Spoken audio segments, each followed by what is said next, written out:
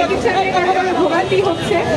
আমরা যে বাংলাদেশে এখন দাঁড়িয়ে আছি ওনারাই আমাদের ফার্স্ট প্রায়োরিটি হওয়ার কথা এবং তাদের চিকিৎসা পুনর্বাসন যাতে দ্রুততম সময়ে হয় সেটা আমাদের আহ্বান থাকবে সরকারের প্রতি।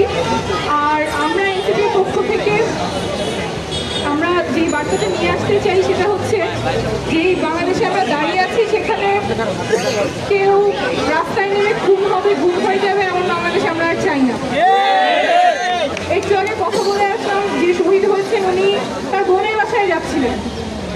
বোনের বাসায় যেতে মায়ের সাথে রাস্তায় দেখা হয়েছে, বলছে যে আমি বোনের বাসায় যাচ্ছি। মা বলছে এখন তো সময় খারাপ, তুমি যাবো বলে না আমি বোনকে দেখতে আসি। কিন্তু সে আর বোনের বাসায় যাইতে পারেনি। তার মরদেহ তারা সরোজিনী মেডিকেল কলেজে দেখতে পেয়েছে। সেই বাংলাদেশ যেখানে ভাই বোনের বাসায় যাওয়ার আগে খুন হয়ে যায় সরকারি বাহিনীর হাতে, রাষ্ট্রীয় বাহিনীর হাতে, ওই বাংলাদেশে আমরা আর ফেরত যাব না। যেখানে নিরাপত্তা নাই। একজন রিক্সাওয়ালার ওয়াইফের সাথে আমরা কথা বলে আসলাম, উনি রিক্সা চালাচ্ছিল, 19 তারিখ উনি শহীদ হন রিক্সা চালাতে গিয়ে। আমাদের যে রিক্সা চালক আছেন, যে শ্রমিক আছেন, গার্মেন্টস কর্মী আছেন, দোকানদার আছেন, সবারই একটা অধিকার আছে নিরাপদ বাংলাদেশে। আমরা আর এমন ব্যবস্থায় ফেরত যেতে চাই না যেখানে রাষ্ট্র এবং সরকার শুধুমাত্র কোনো দলের বা কোনো পক্ষের হয়ে কাজ করবে। রাষ্ট্র কাজ করবে সকল নাগরিকের জন্য।